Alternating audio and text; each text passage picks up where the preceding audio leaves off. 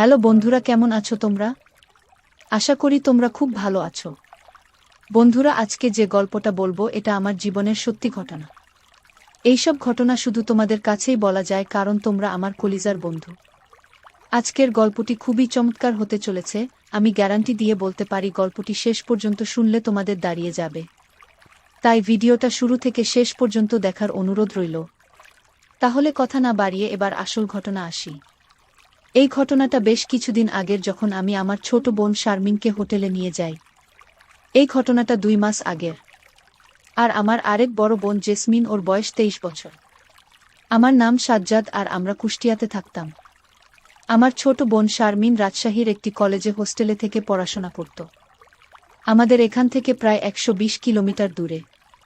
ঈদের আগে তার ছুটি শুরু হবে আর সে বাড়িতে আসবে। বাবা মাকে শারমিন ফোনে জানায় যে সে তার বন্ধুর সাথে চলে আসবে।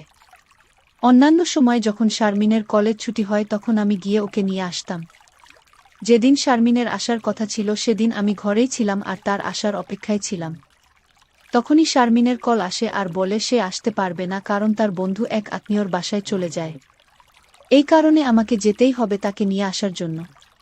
তখন প্রায় 3টা বাজে আর আমাদের বাড়ি থেকে তার হোস্টেলের দূরত্ব 120 কিলোমিটারেরও বেশি, আর 5টার পর গাড়িও পাওয়া যায় না। যদি আমি এখন গাড়িতে যাই তাহলে তার ওখানে যেতে যেতে রাত হয়ে যেত।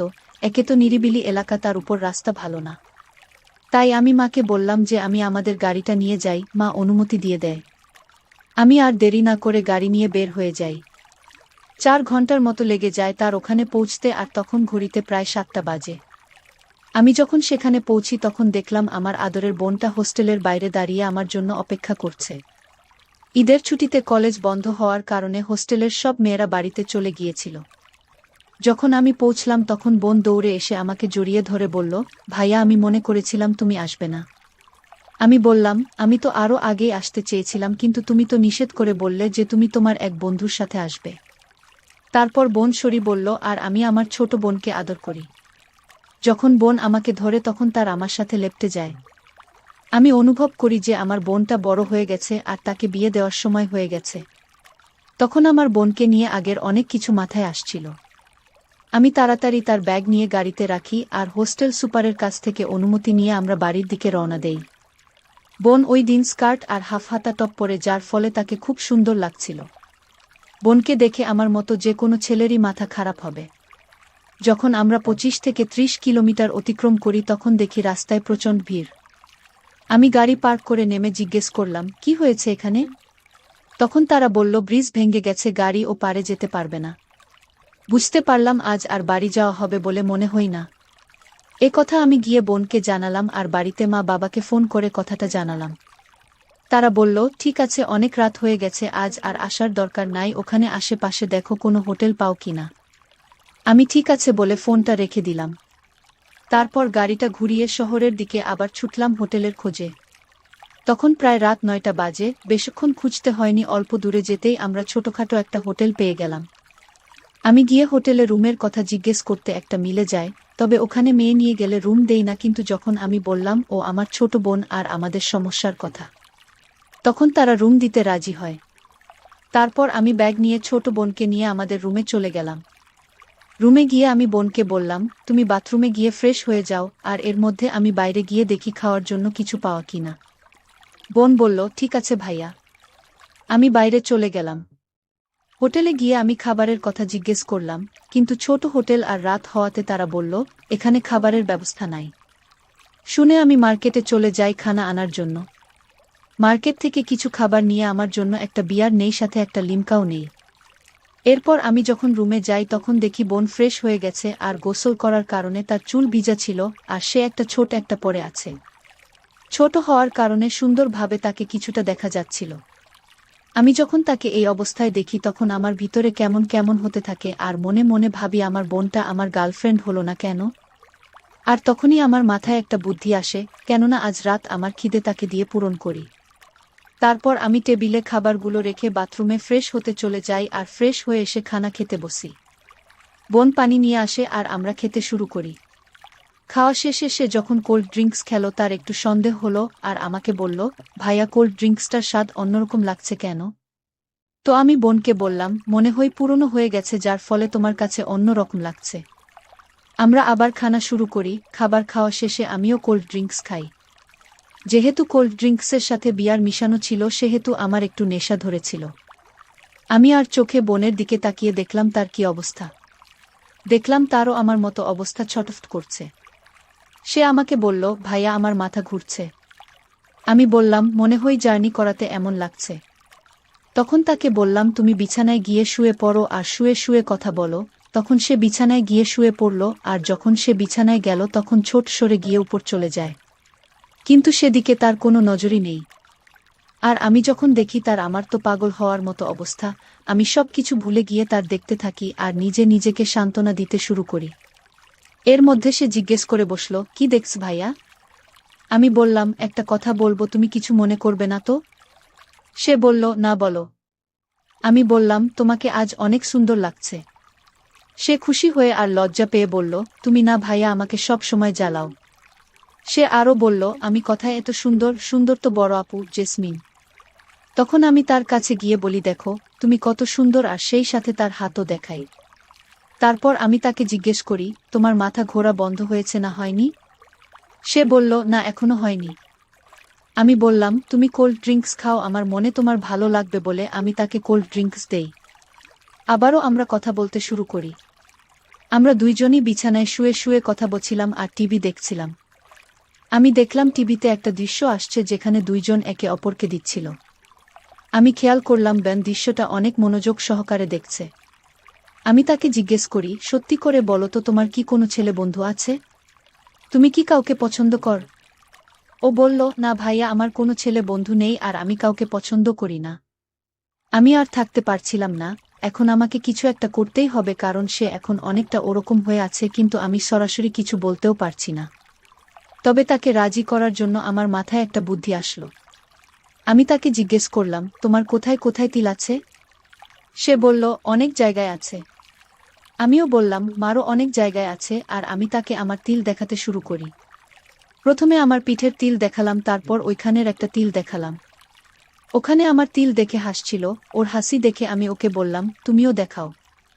সে তখন তার হাতের তিল দেখালো। আমি বললাম, আরও কোথায় কোথায় আছে দেখাও। সে বলল, আমারও তোমার মতো ওখানে অনেকগুলো তিল আছে। তখন আমি তাকে বলি, তুমি চুপ করে থাকো, আমি দেখে নেব। এই বলে আমি তার কোথায় কোথায় তিল আছে সেগুলো দেখলাম। বন্ধুরা, তোমাদের একটা কথা বলতে চাই, আমি তোমাদের সর্বদা হাসি খুশি রাখার জন্য খুব কষ্ট করে ভিডিও বানাই। তাই তোমাদের কাছে অনুরোধ থাকবে, অবশ্যই ভিডিওটি দেখে একটি লাইক করবেন এবং আমাদের সামিয়া ব্লগ চ্যানেলটি সাবস্ক্রাইব করে পাশে থাকবেন।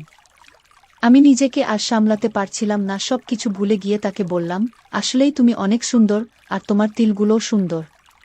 সে কিছু বলল না, শুধু আমার দিকে তাকিয়ে রইল। তারপর 15 মিনিট পার হয়ে গেল। তখন বোন কান্না কান্না মুখে বলল, ভাইয়া আমরা যা করলাম তা কি ঠিক? যদি কেউ কোনোদিন জেনে যায় তখন কি হবে? আমি বললাম, তুমি কেন এত চিন্তা করছো? তোমার কি ভালো লাগেনি?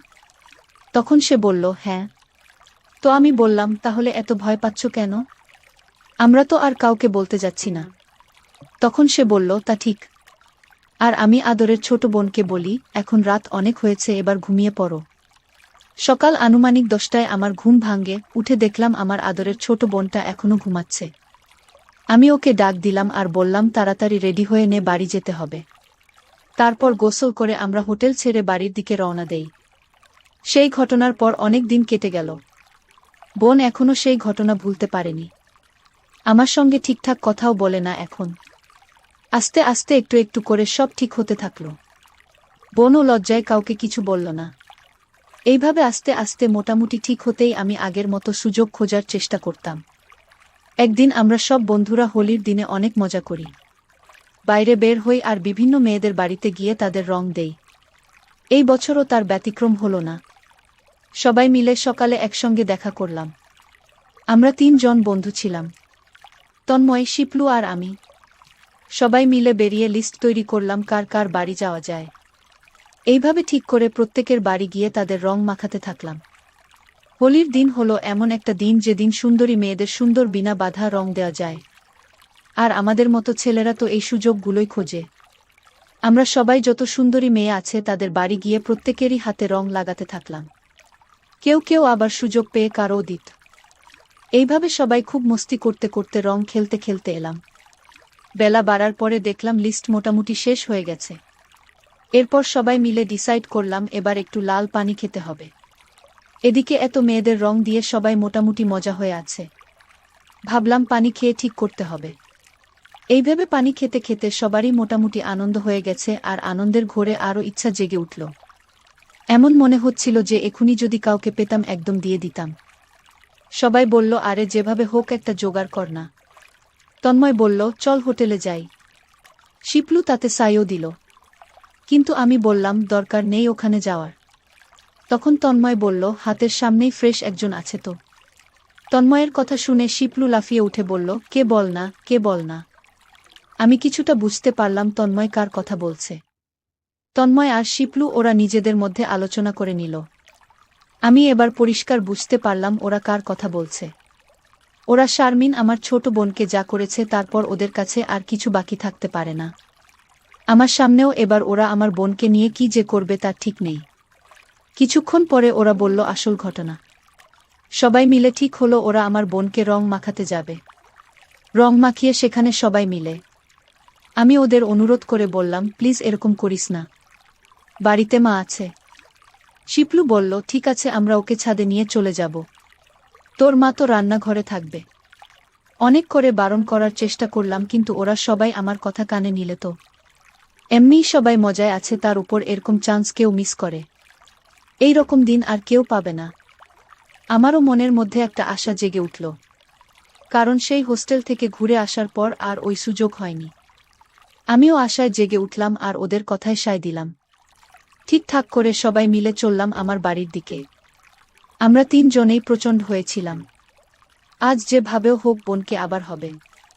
দূর থেকে আমাদের দেখতে পেয়ে বোন বুঝতে পারল এরা ওকে রং মাখাতে এসেছি। সে একবারও সন্দেহ করেনি এরা ওকে নিয়ে কি করতে চলেছে। সে ছুটে গিয়ে দরজা লক করে ঘরের ভেতরে ঢুকে গেল। আমরা গিয়ে বাইরে থেকে আস্তে আস্তে বোঝাতে লাগলাম, শারমিন বেরিয়ে আয়, একটুখানি রং দিয়েই চলে যাব। শারমিন কিছুতেই দরজা খুলল না। অবশেষে তন্ময় মাকে বলল, কাকি দেখুন না শারমিন দরজা খুলছে না, আপনি একটু বলুন না, একটুখানি রং দিব আমরা। আজকের দিনে একটু রং দিলে কি হবে। তখন মা রান্নাঘর থেকে এসে বোনকে বলল, বেরিয়ে আসতে, একটু রং মেখে নিতে। একটু বকেও দিল শারমিনকে।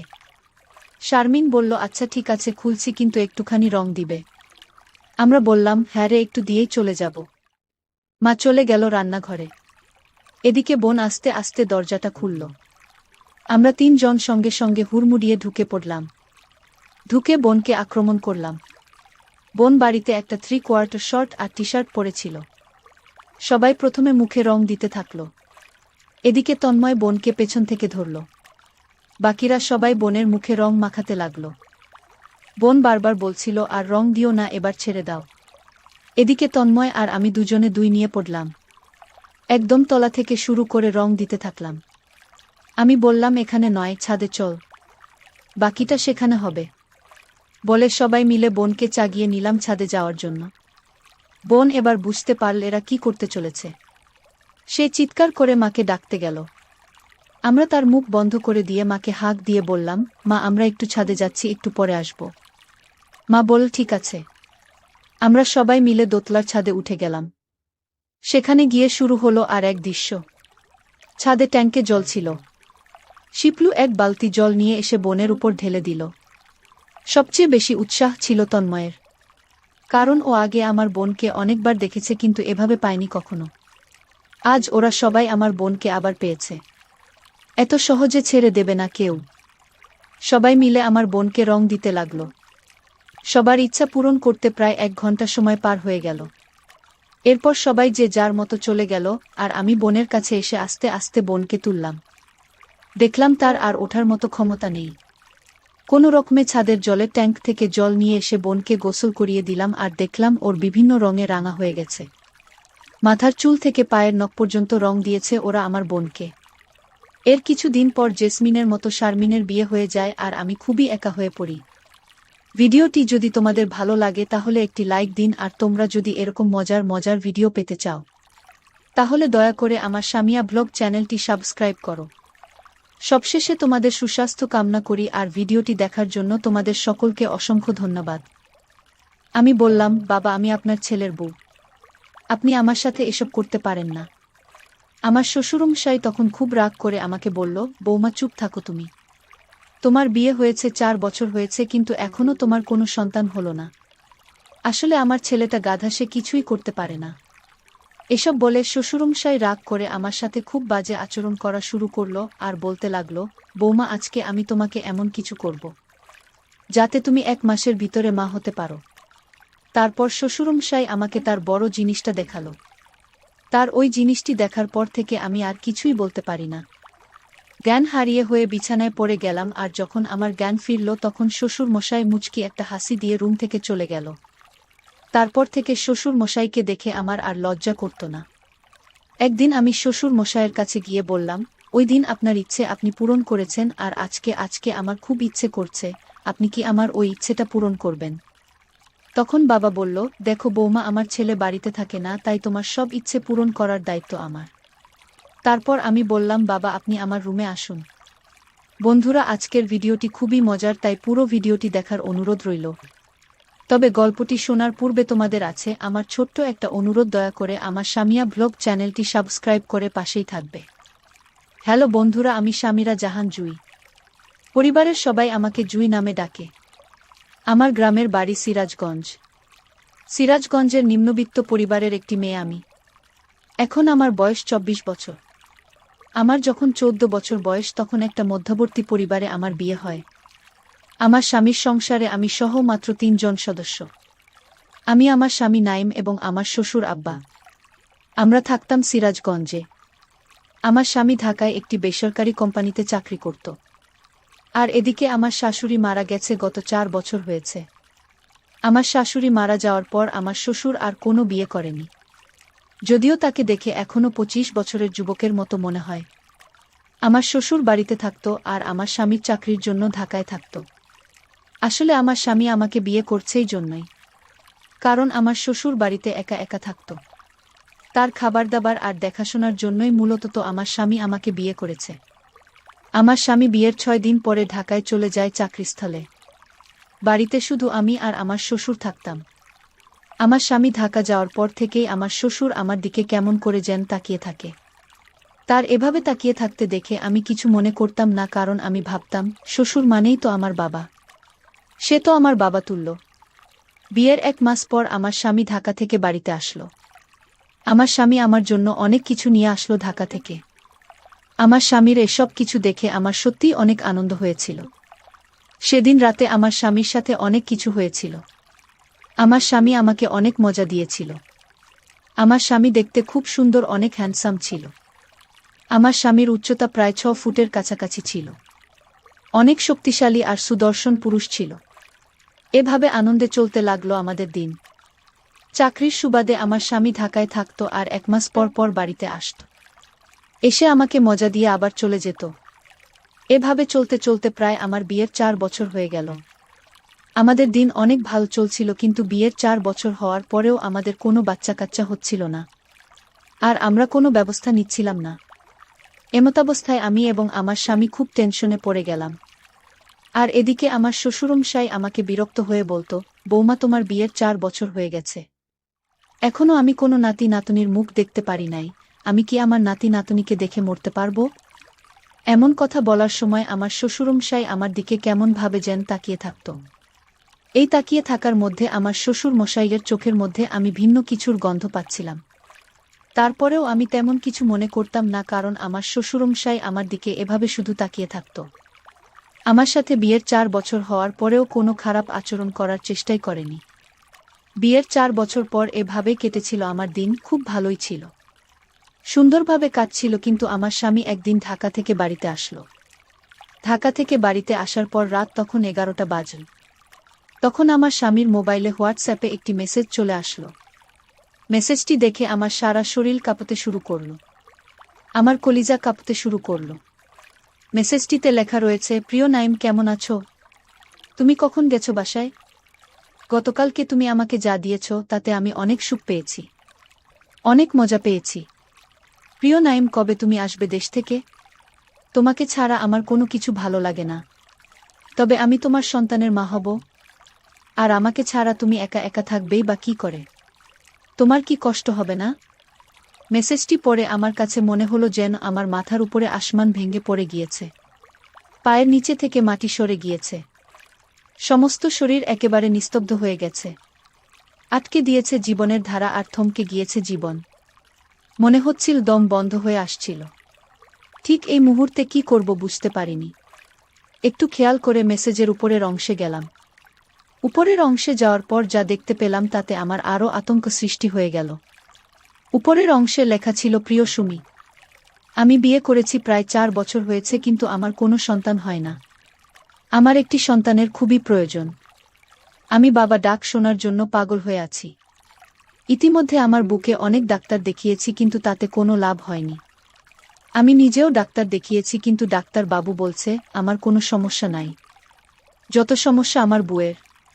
সুমি, আমি আগে বিয়ে করেছি তা জানার পরেও তুমি কি আমাকে বিয়ে করবে? আমাকে কি তুমি একটা সন্তান উপহার দিতে পারবে? সুমি বলেছিল, তুমি বিয়ে করেছ তাতে আমার কোনো সমস্যা নেই। আমি তোমাকে বিয়ে করতে রাজি। আমি তোমাকে তোমার এবং আমার বর্ষের মাধ্যমে আশাকরি একটি সন্তান জন্ম দিতে পারব। স্বামীর মোবাইলে হোয়াটসঅ্যাপে এরকম কথোপকথন দেখে আমার রীতিমতো মাথা ঘুরে গেল। কি করব বুঝতে পারছি না। আমি কিছুই বুঝতে পারছিলাম না। ভেবে কিছু পাচ্ছিলাম না যে কি করা যায় এমন অবস্থায়। আমার তো সন্তান হয় না। সেটা একমাত্র আল্লাহ পাকের ইচ্ছে হয়। আল্লাহ চাইলে সন্তান দিতেও পারে, আবার চাইলে নাও দিতে পারে, কিন্তু এই কারণে তো আমার সংসার ভেঙে যাচ্ছে। আমার স্বামী আমার উপর সতীনে বসাচ্ছি। আরেকটি বিয়ে করে আমার স্বামীর মধ্যে একটি ভাগ তৈরি করছে। এটা দুনিয়ার কোনো মেয়ে সহ্য করতে পারবে না, বিশেষ করে আমার মতো বাঙালি মেয়ে। আমার স্বামীর মোবাইলে এরকম কথোপকথন দেখে আমি মোবাইলটা আস্তে আস্তে রেখে তারপর কাঁদতে কাঁদতে 2 চোখ ভিজিয়ে ফেললাম। আর এদিকে আমার স্বামী খুব আরাম করে ঘুমাচ্ছিল। ইদানিং লক্ষ্য করলাম আমার স্বামী আমার প্রতি খুব একটা বেশি টান থাকবেই বা কি করে, কারণ সে তো অন্য কারো কাছ থেকে যা কিছু পাওয়ার সবই পাচ্ছে। সারারাত ঘুম নেই, 2 চোখের পাতা এক করতে পারলাম না।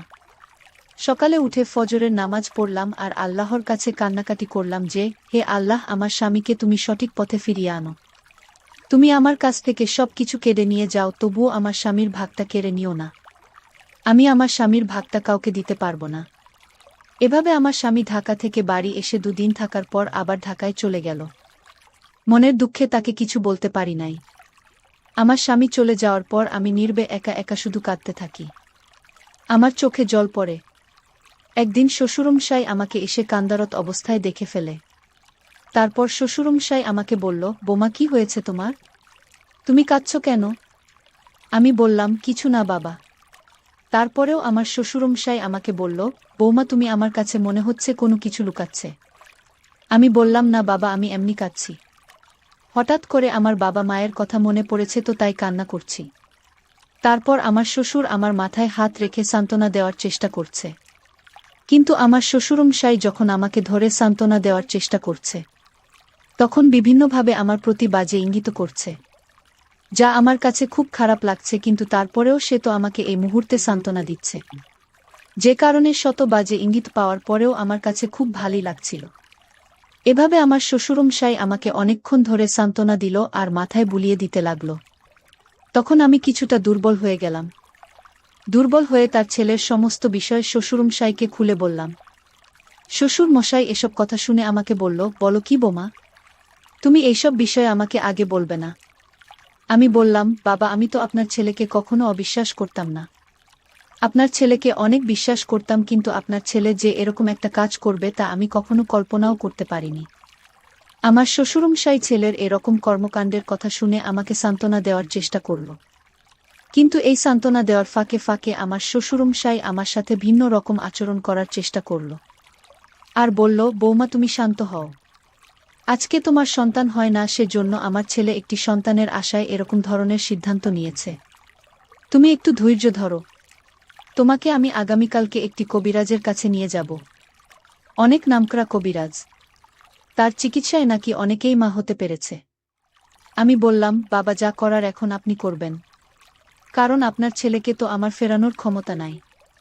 পরের দিন শ্বশুরমশাই আমাকে নিয়ে একটি কবিরাজের কাছে গেলেন। কবিরাজ আমাকে দেখে পরীক্ষা নিরীক্ষা করে বললেন, তুমি মা হতে পারবে যদি তুমি একটা কাজ করো। অবশ্যই কাজটি করা আমাদের সমাজের আইনের বিধানে নেই। আমি বললাম, কবিরাজ মশাই কি কাজ একটু বুঝিয়ে বলুন। তারপর কবিরাজ মশাই আমাকে বলল, তোমাকে তোমার স্বামী ছাড়া অন্য যে কোনো একজন পুরুষের সাথে ঘনিষ্ঠ হয়ে দেখতে হবে। তাহলে আমরা নিশ্চিত হয়ে যাব যে তোমার সমস্যা না তোমার স্বামীর সমস্যা। আমি কবিরাজ মশাইকে বললাম, কবিরাজ মশাই আমি তো ডাক্তারি পরীক্ষা করিয়েছি, ডাক্তার তো বলেছে আমার সমস্যা। কবিরাজ মশাই আমাকে বলল, মায়ের সন্তান দেওয়ার মালিক আল্লাহ, সুতরাং তোমাকে একটু ভিন্ন কিছু করে দেখতে হবে। একটু ভিন্ন কিছু করে দেখো। অন্য একজন লোক যদি তোমার সাথে ঘনিষ্ঠ হওয়ার পর তুমি সন্তানের মা হতে পারো, তাহলে কি তুমি যেটা চাও না? কবিরাজ মশাইয়ের এরকম ধরনের কথা শুনে আমার প্রথমে অনেক খারাপ লেগেছিল। তারপর চিন্তা করলাম, আমার তো একটি সন্তান দরকার। একটি সন্তানের জন্য আমার সংসার ভেঙে যাচ্ছে, আমার সংসারে সুদিন আসছে। কিছুক্ষণের জন্য একবারে নীরব নিস্তব্ধ হয়ে গেলাম। তারপর কবিরাজ মশাইকে বললাম, কবিরাজ মশাই আমার তো সেরকম কেউ নেই যে আমার সাথে স্বামীর মতো ঘনিষ্ঠ হতে পারবে। তারপর কবিরাজ মশাই বলল, তাহলে আমি যদি তোমাকে এরকম ধরনের একজন লোক বের করে দেই তাহলে কি তুমি তার সাথে ঘনিষ্ঠ হবে? আমি বললাম, জি কবিরাজ মশাই, আমি ঘনিষ্ঠ হব। তারপর কবিরাজ মশাই আমাকে এমন একজন লোককে দেখিয়ে দিল, যা দেখে সত্যিকার অর্থে আমার মাথা ঘুরে গেল। অর্থাৎ কবিরাজ মশাই আমার শ্বশুর মশাইয়ের দিকে ইশারা করে বলল, শোনো বৌমা, এই যে তোমার পাশে বসা তোমার শ্বশুরমশাই তোমাকে সন্তান দেওয়ার জন্য সেই যথেষ্ট। তুমি হয়তো তোমার শ্বশুরমশাইকে খুব ভালো করে চেনো না। তোমার শ্বশুরমশাই আমার ভালো একজন বন্ধু।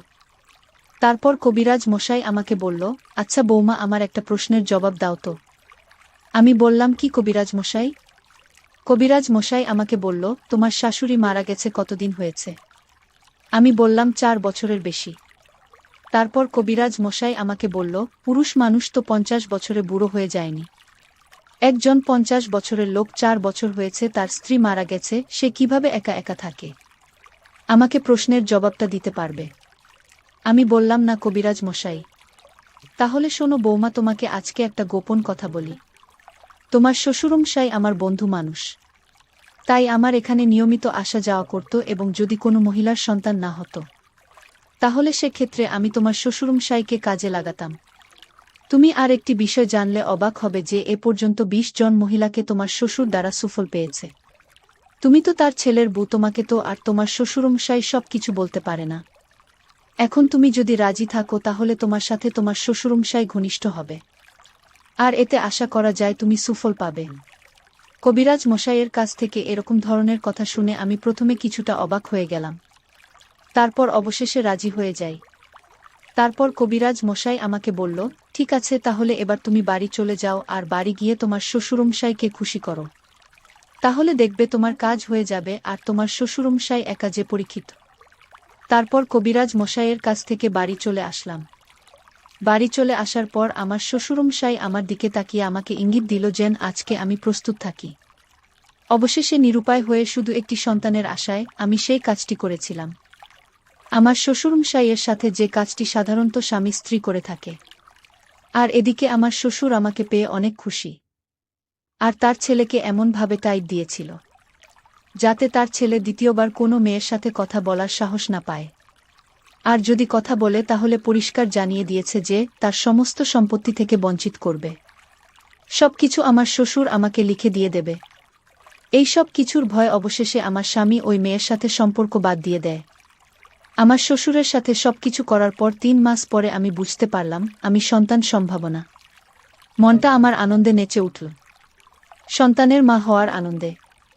সন্তানের মা হওয়া যে কতটা আনন্দের তোমরা যারা সন্তান হয়েছে মা হয়েছে তারাই বুঝবে। অবশেষে 10 মাস পর আমার কোল জুড়ে একটি পুত্র সন্তান এলো। সারা বাড়ি আলোকিত করে ফেলেছে।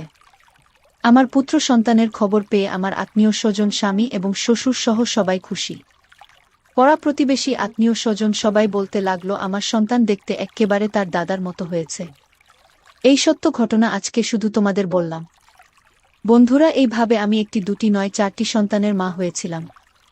এখন আমি আমার স্বামী, সন্তান এবং শ্বশুরকে নিয়ে অনেক ভালো আছি, সুখে আছি। বন্ধুরা, আমি তোমাদেরকে বলবো, সন্তানদের মালিক কেবলমাত্র আল্লাহ পাকের, কিন্তু এই সন্তানের জন্য যখন কোনো স্বামী স্ত্রীর প্রতি অন্যায় অবিচার করে, তখন স্ত্রীর অবস্থা খুব খারাপ হয়ে যায়। বাধ্যতামূলক হয়ে সে ভিন্ন কিছু খোঁজার চেষ্টা করে সংসার টিকার জন্য। সে তখন বেপরোয়া হয়ে পড়ে। তখন সে মান সম্মানের ভয় করে না। তার মনের ভিতরে শুধু একটা ভাবনাই থাকে যে করেই হোক আমার সংসার টিকাতে হবে, আমার স্বামীকে আমার কাছে ফিরিয়ে আনতে হবে। সুতরাং আমাদের প্রত্যেকেরই উচিত একটা বিষয় ভাবা, যদি আমাদের সন্তান না হয় তাহলে আমাদের সর্বোচ্চ চেষ্টা করে যাওয়া। আর এই জন্য পরকীয়ার মতো অন্যায় অবিচার করা মোটেও উচিত না। বন্ধুরা, আজকে এই পর্যন্তই। আবারও আগামীকাল ফিরে আসব তোমাদের জন্য নতুন কোনো ভিডিও নিয়ে। যদি ভিডিওটি তোমাদের ভালো লাগে তাহলে একটি লাইক দাও। প্রতিদিন আমি তোমাদেরকে নতুন নতুন গল্প উপহার দিব। তাই তোমাদের দুটি পায়ে ধরে বলছি, তোমরা যদি এরকম ধরনের মজার মজার গল্প পেতে চাও তাহলে দয়া করে আমার সামিয়া ব্লগ চ্যানেলটি সাবস্ক্রাইব করো। সবশেষে তোমাদের সবার সুস্বাস্থ্য কামনা করি। ভিডিওটি দেখার জন্য তোমাদের সবাইকে অনেক ধন্যবাদ।